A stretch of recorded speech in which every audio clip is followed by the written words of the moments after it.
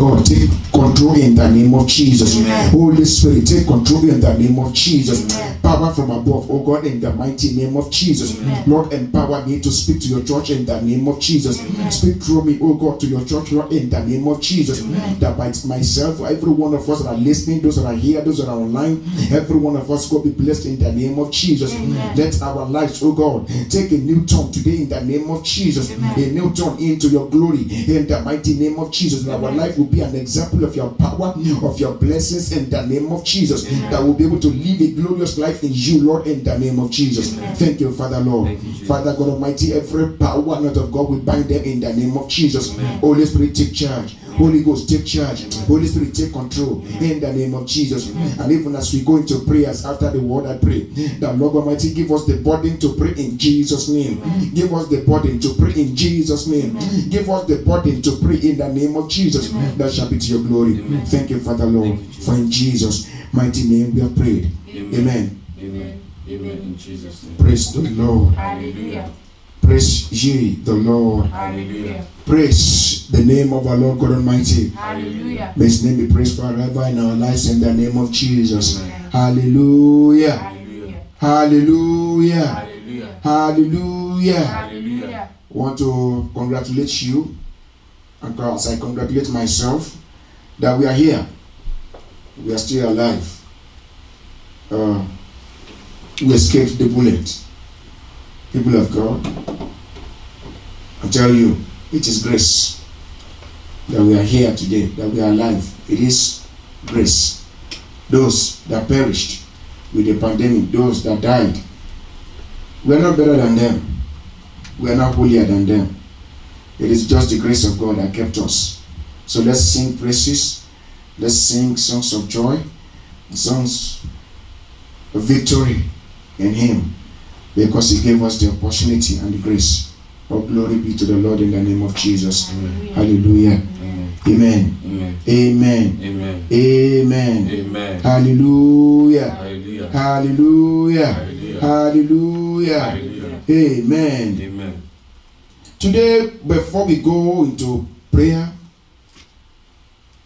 I want us to admonish one another in the Word of God. Using the text that was read to us as a study guide, I want us to exhort one another before we go into prayers. Because it is important for us to know what we are doing when we pray. So I titled the message to winning the battle. The battles of your life, winning. How? How? I want us all to know, first before we go into this message at all, that the only way you can win battles in life is in Christ Jesus. So I want to start by saying, if you are not born again and you are online, you are reading, you are hearing me now, you are not born again yet, you are not a Christian, you do not have Jesus as your personal Lord and Savior yet, I want to implore you to give your life unto Him right now. Before we go into prayers, I want you to surrender your life unto Jesus. The Bible said that for God loved the whole world, loved us all, that He gave His only begotten Son, that whosoever will believe in Him, believe, will not perish, but will have everlasting life. Listen, there is no way you can believe in Him and remain the same. Jesus told Nicodemus, except a man be born again, he cannot, he shall not see the kingdom of God.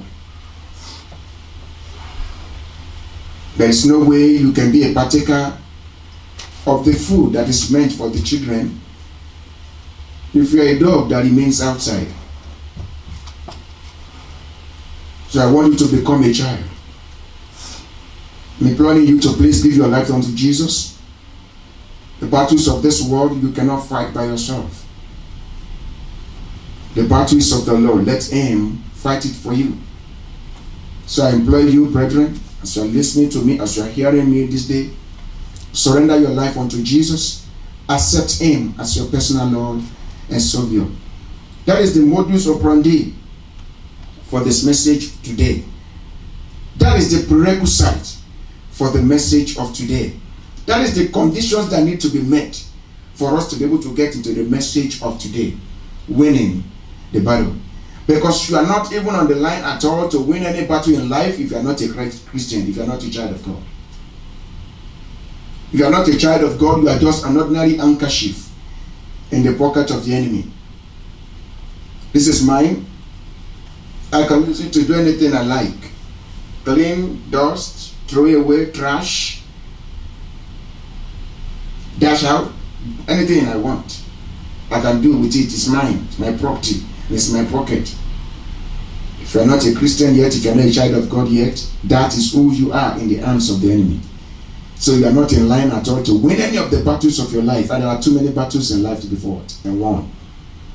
People of God, I implore you, please give your life unto Jesus. He's the only one. He's the only way. The only Son of God. And we serve a living God. The only God that is alive. No other God. Every other one you can think about that people mention around, they are all dead on arrival. Speak to you as the one who truly serves a living God, that only Jesus is the Savior. That's the only name given amongst men with which we can be saved. The Lord bless us in the name of Jesus. Amen. Winning the battle. I want us to use the battle between David and Goliath as a study case. That's why we read that book of 1 Samuel chapter 17.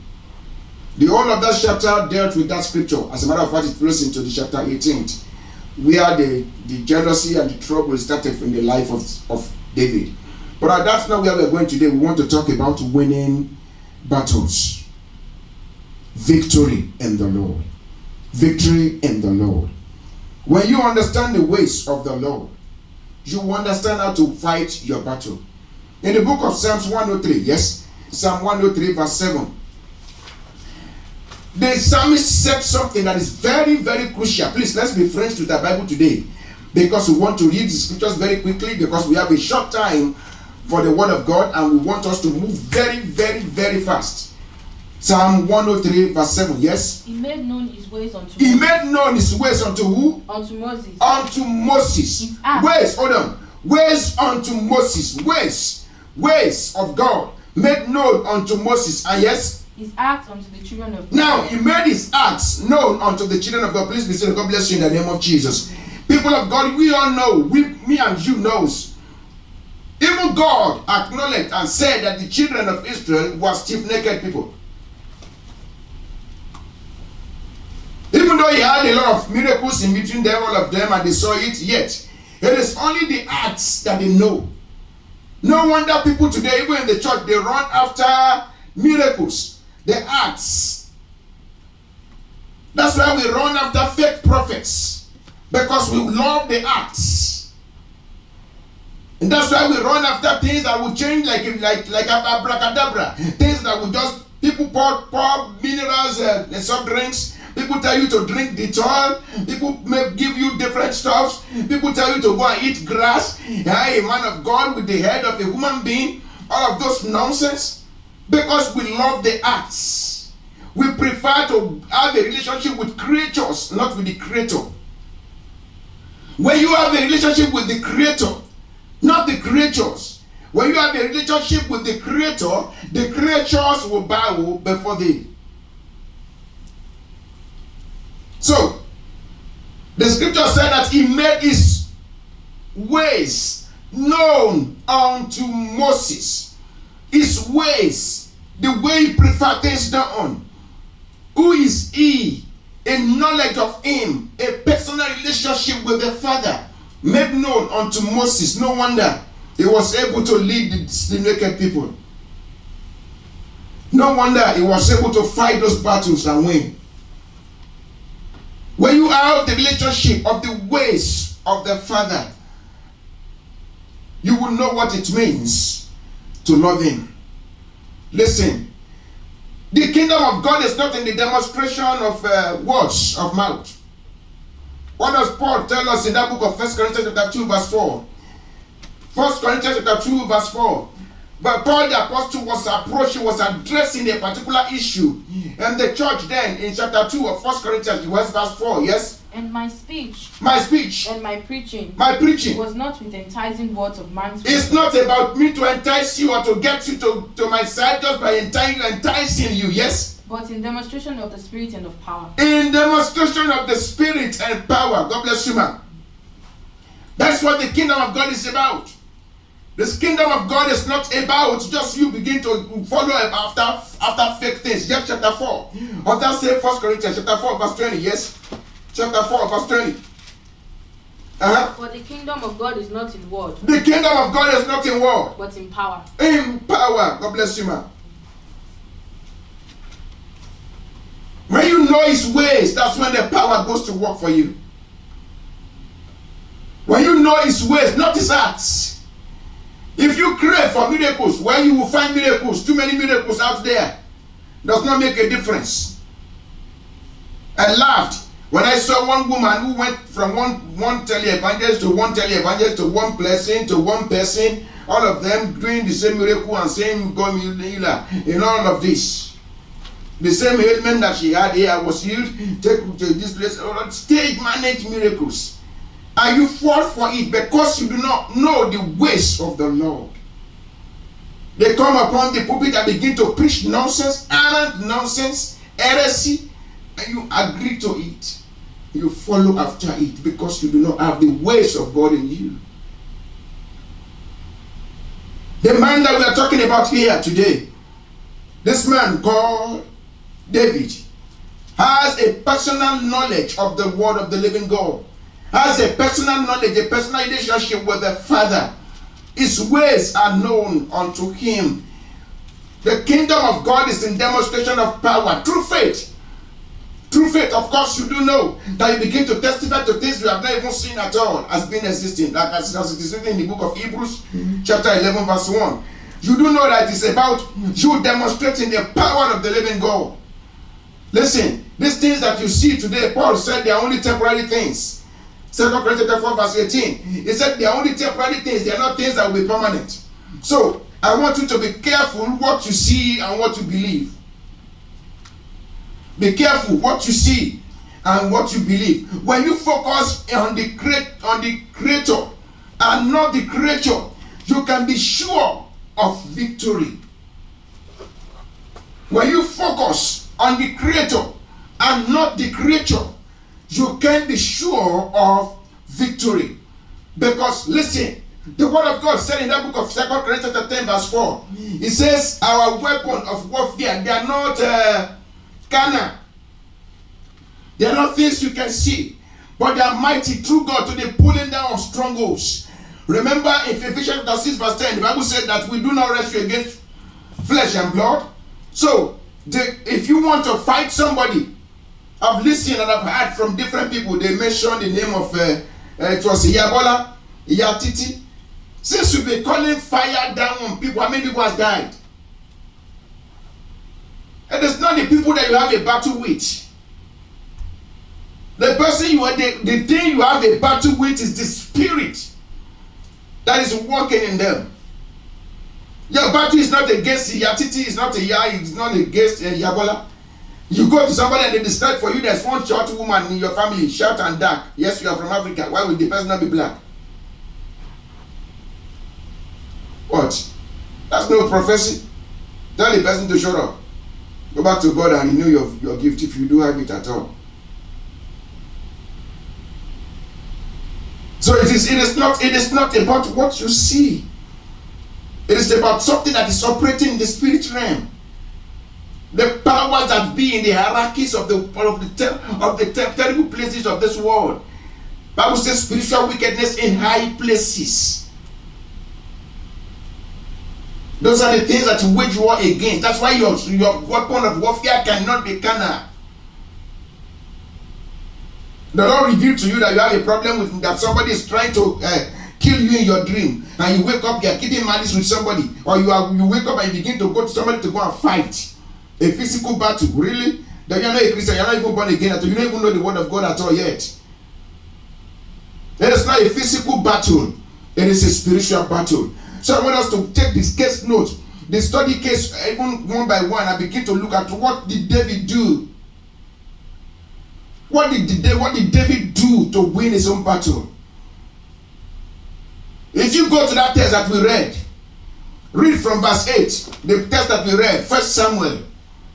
Read from verse 8, yes. And he stood and cried unto the armies. Goliath stood and cried unto the armies of Israel. Yes. And said unto them, Why are ye come out to set your battle in array? Am not I a Philistine? Am I not a Philistine? And ye servants to Saul? Yes. Choose you a man.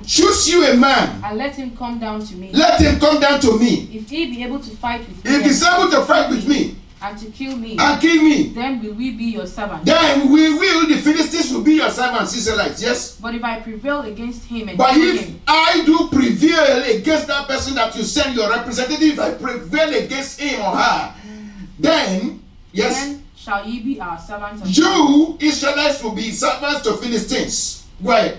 And the Philistines said, I defy the armies of Israel this day. Hold on. Said I defy the armies of Israel this day. I defy. That was a spiritual understanding. That was the, God bless you, listen now. That was the first thing this man, David, was able to understand very well. He understood very well what that means. Somebody standing to say, I defy. I don't care. I put under me. I don't care who your captain is. I don't care who you are. I don't care what you are. Look at me, 6'5" tall. Can you imagine what I have on me? Think about the description that was given about what he has on him. The Bible said that the staff of the spear was like a weaver's beam. The spear's head weighed 600 shekels of iron. There was one person again that was carrying that was bearing the shield before Goliath. So you have to, before you get to Goliath, you have to go through that one first.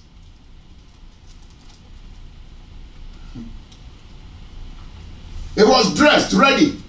And because of all of that he has on him, he said, I defy. That was the understanding that this man David had, that all others, including the king, failed to understand. They failed to understand that this man that is saying, I defy your army, is not talking about you, he's talking about God. So he had a spiritual understanding of God and understands the meaning of the word that was used. At times, people of God, it is important for you to spend time and pray for the spirit of discernment. Some people will come to you and tell you some things. The word they use, the wordings they use, carefully analyze it.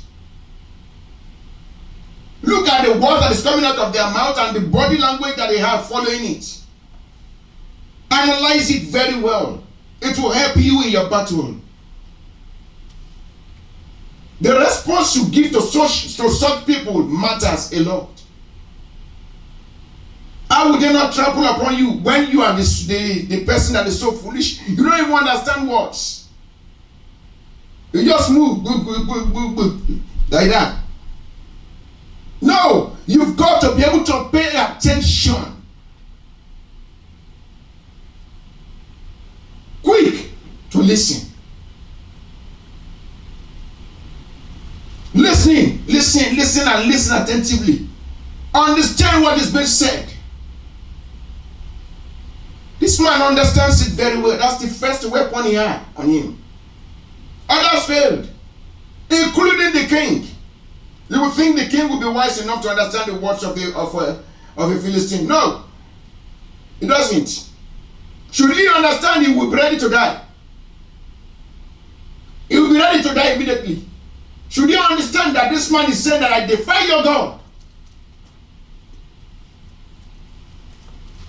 But he doesn't understand. So, let's go to verse 45. And you see the second thing that he did. Verse 45 of that text, yes? Then said David to the Philistine, Said David unto the Philistine, Thou comest to me with a sword, you come to me with all of these things that you have on you, yes? and with a spear, Yes. and with a shield. Yes. But I come to thee in the name of the Lord of hosts, Uh-huh. the God of the armies of Israel, Mhm. whom thou hast defied. Okay. God bless you. Please sit down. The one that you defy, you see the word he used? You see his own statement against him. Because he knew, if you are saying I defy the armies, you are saying you defy their leadership, you defy everything about them. A country just stand now and say I defy the armies of US. You will see the fight of Trump. Oh. Because what you are saying is that you defy the commander-in-chief. And your challenge is to the commander-in-chief if you say you defy his armies. And so this man understood that. So what did he do? The second weapon he used was that he was able to pick that fight against God, not against him. Not against him. It's not about you. Because listen, God has created you as his own person. You are after his image, after his likeness. He created you for a purpose. You shall not die, but you will live to fulfill the glory of the Lord God Almighty. There is a purpose for which he created you. So if something is fighting you, it's not you that they are fighting the purpose for which God created. So they are fighting God. He was able to pick that fight against God, not against him as a person. Hey, the person you are looking at you might be looking at the small boy, but I am not the person you are fighting God. It's a strategy to win battles in spiritual warfare. You've got to be able to have a legal ground to fight that battle and win. The Bible said that the children of the devil, they are wise in their own kingdom, they are wise in their own world, they are wise in their own ways. So you must be wiser. Let the word of God be your wisdom. Was Jesus not truly hungry when he fasted for 40 days and 40 nights? Was he truly not hungry? Does he truly not desire bread? And the devil came and told him, no, listen, brother, I know you are hungry now. You've been fasting. God bless you. You've been fasting. On this fast, I tell you, I've been there. I know what it means when you fast like that. It's serious business. So I know you need food, okay? Just speak to this stone. You know you are a child of God. You are powerful. God gave you everything. You are God in man and man in God. So just command these stones. They'll become bread and you eat and you'll be fine.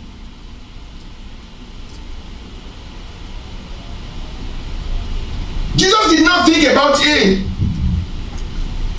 He's trying to, he pities my condition. So he's just trying to look out for me. Yeah. If Jesus knew he wasn't looking out for him, he was only looking out for him to stumble and fall. So who is looking out for you, do you think? Who is looking out for you? He knew how to pick that battle against God.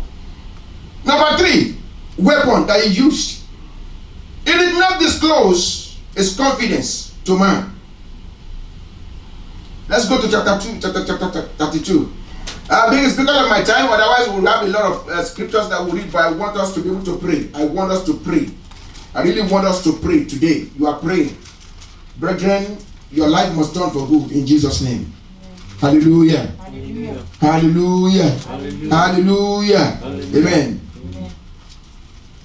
Let's go to verse 32. Yes, of that scripture. Yes. That is 1 Samuel chapter 32. And chapter 17 from verse 32 to 37. Yes. Did you close it up again quickly? And David said to Saul, Yes. let no man's heart fail because of him. He said to Saul.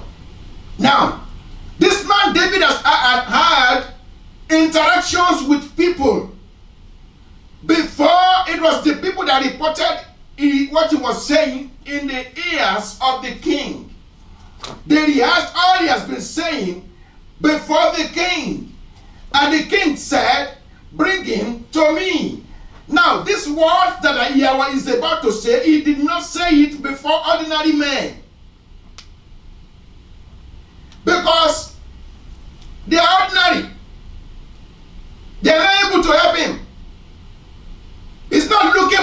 pity from them. It's not looking for sympathy from them. It's not even looking for help from them. The psalmist said, my face looks up all to the hills. From where cometh my help? It can only come from the Lord. He went unto Saul. When he got to Saul, yes, The servant go and fight with this Philistine. Go ahead. And Saul said to David, thou art not able to go against this Philistine to fight with him, for thou art but a youth, Yes. and he a man of war from his youth. And David said unto Saul, thy servant kept this father's sheep, and there came a lion and a bear, and took a lamb out of the flock. And I went after him, and smote him, and delivered it out of his mouth. And when he rose against me, I caught him by his beard, and smote him, and slew him.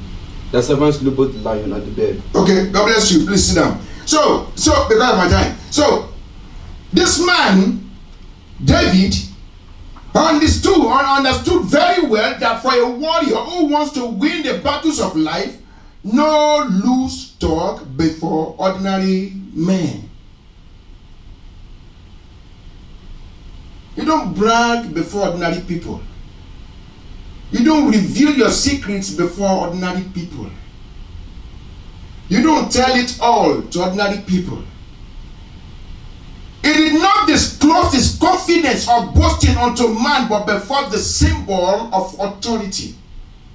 Saul was the king. He was the only one who authorized him to go ahead and fight the battle. And so he knew the place to speak. He knew the place to be quiet. He knew the time for him to talk. He knew the time for him to go ahead and express his mind.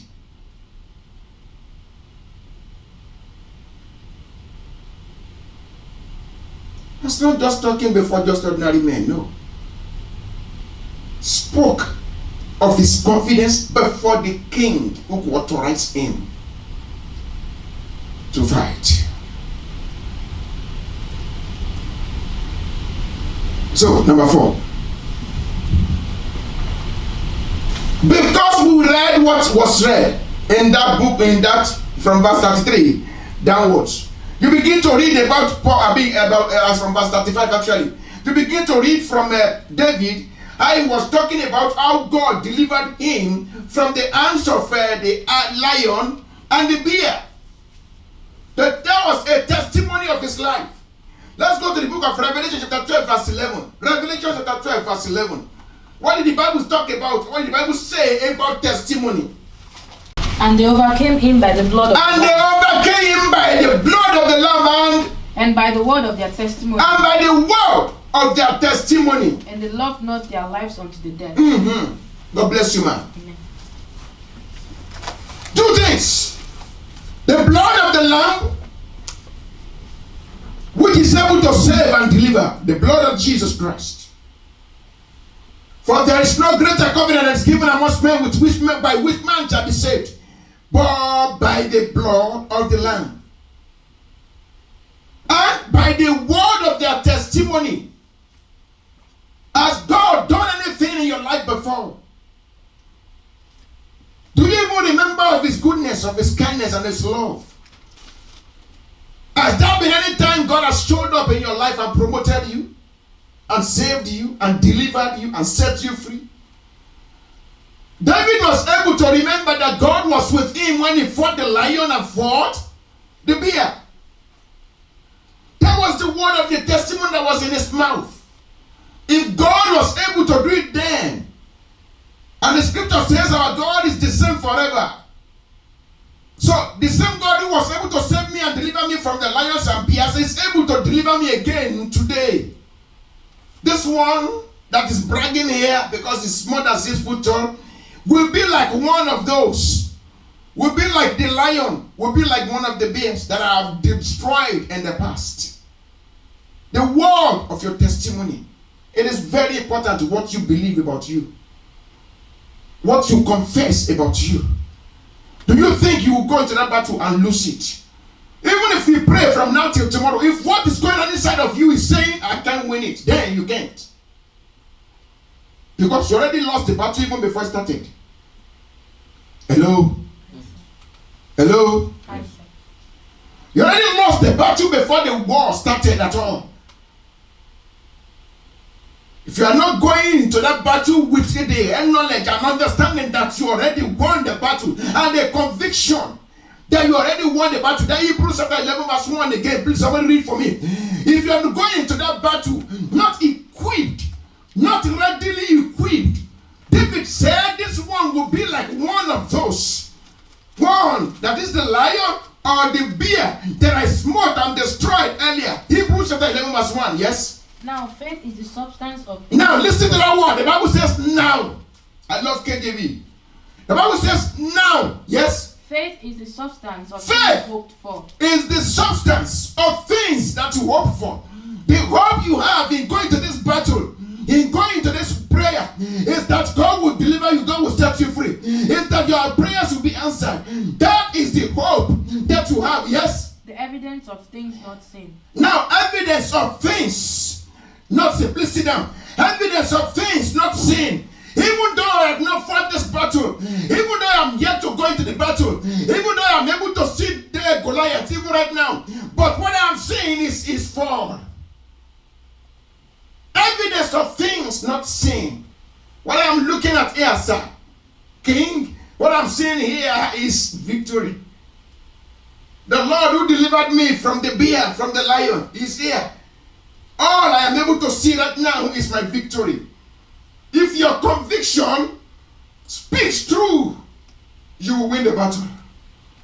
If your faith stands true, you will win the battle. On Friday we prayed and we were talking about the woman with the flow of blood. The Bible says she determined within herself. She had it inside her even before touching the garment. She decided within herself. It's not about somebody preaching. It's not about somebody. No. All she had was that Jesus was going by. And she decided within herself. She has seen too many physicians in life before them. But she decided within herself, if I can just touch. Nobody has done that before. Nobody has ever at any point in time touched the hem of the garment of Jesus Christ and got healed. No. But she knew. She was determined. She convinced herself that this is the truth. If I can just push through and touch the hem of the garment of this man, I will be made whole. And she did experience that same thing. If your faith will not heal you, your pastor can.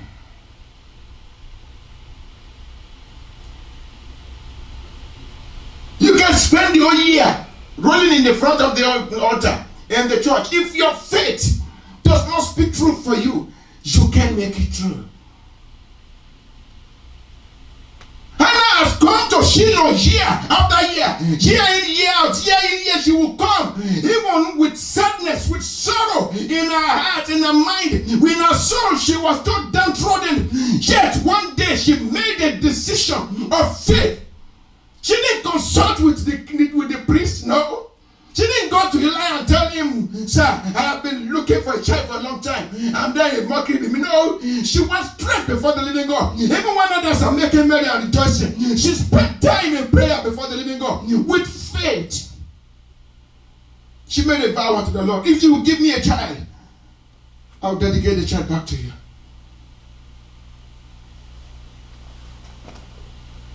Children of the living God, if your faith will not convince you that truly you will make it true, it's not going to be. The Bible said, which day 51, which we are going to consider before we go to pray. The Bible said that in that verse 49, he chose 5 stones. 5 stones. I am not going to talk about the 5 stones today. But where did he keep it? Verse 49. Let's go quickly. Verse 49, 1 Samuel. Verse 49. 1 Samuel chapter 17, verse 49. Yes? And David put his hands in his bag and took thence the stone and slung it. And Hold on. So if you're following me, you will know exactly what I mean, what I'm looking for. The word of God said that he put his hand in his pocket. In the pouch right there beside him. I was in the military. I know where the pot will be with. So it must be within the reach of your hand, without having to stress. That's why you keep your dangerous weapons. May not be the gun, may just be a knife. May just be something that you can use that is handy. Something that is handy, something you can reach out to very quickly. Maybe you are out of ammunition and there's an enemy very close, or you are in a wrestle or something and you quickly want to reach out to it and quickly pick it and before you know it, that person is dead. It should be handy, it should be close. And so this man was wise enough. He had his things, the instruments of his warfare close to his side. Please be seated, God bless you. Reachable distance, close to his side, reachable distance, easy access, where the stones could quickly be accessed. He also did not, and so in verse 54, you now go ahead in verse 54 and read. Verse 54 very quickly, yes? And David took the head of the Philistine and brought it to Jerusalem. But he put his armor in his tent. He put what? His armor in his tent. So, God bless you. The weapons that he used for his battle were not to be cast off. When you had the last miracle, when God intervened in your life the last time, did you not go back into sinning? Did you not forget about God? Did you not forget about prayer and you make God a consultant, a prayer consultant? It is only when you have problems that you know how to do vigils. He knew where to keep his weapons because he knew that you would fight another battle. Battles never end. Wars never end. He was ready, preparing for tomorrow. Even today, even though he was rejoicing and basking in the joy of the victory of today, he did not forget and lose sight. He kept his weapons reachable, accessible. I was calling a sister sometimes ago and I said, can we pray together? Take your Bible, let us read. And she was looking for where the Bible was. I knew she didn't read it. If your Bible is your close friend, you know where the Bible is. At any point in time. David was able to assess the stones, able to know this weapon of warfare, this particular there. It has to be kept somewhere for me to be able to assess it. Another weapons in the name of Jesus. These 5 keys are important as you go into prayer today. These 5 keys are very, very essential as you move into prayers today, because I want you to sing a song of prayer, of rejoicing, a song of hallelujah, a song of victory. But these 5 things you must always remember. Number 1, be able to discern what people are saying. Number 2, be able to pick the fight against God. It's not your battle. The battle is not yours. The battle is not yours. Number 3, be able to remember that the Lord Almighty has been faithful to you before. Never, ever disclose your strategies of war or your confidence or your joy. Don't disclose it to ordinary men. They won't help you. They won't spread rumors about you. You are having troubles. You are going through issues. That's not a talk for anybody. That's a talk between you and God. It's the symbol of your authority. Number 4, don't ever forget the testimonies that God has shared, that has given you before. The victory has given you even before now. And number 5, ever, don't lose access to your weapons of warfare. Read Ephesians chapter 6 very well.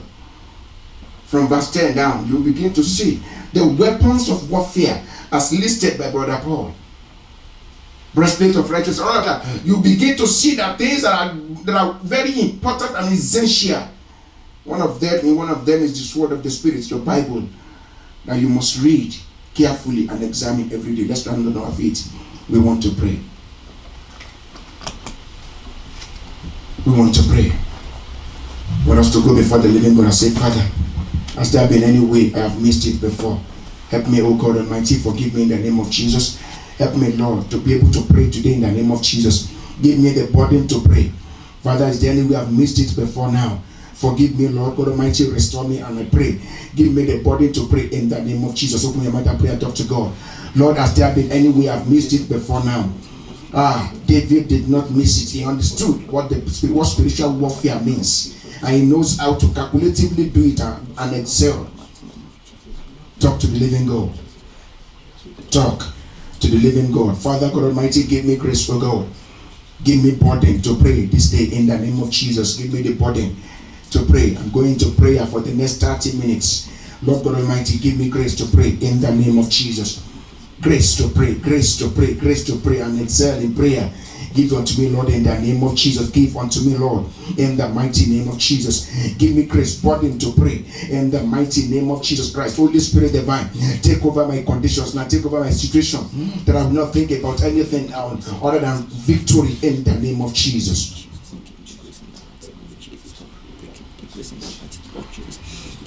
Silence every suggestion of defeat, every suggestion of defeat, that you will be defeated, that your prayers will not be answered. Every such suggestions inside you, silence them now.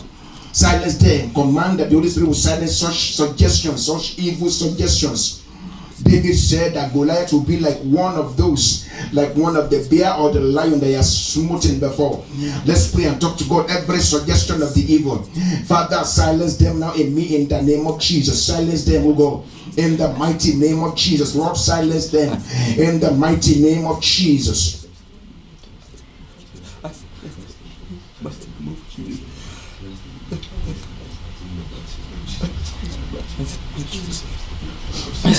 Yes, Lord. Thank you, Jesus. In Jesus' mighty name, we are praying.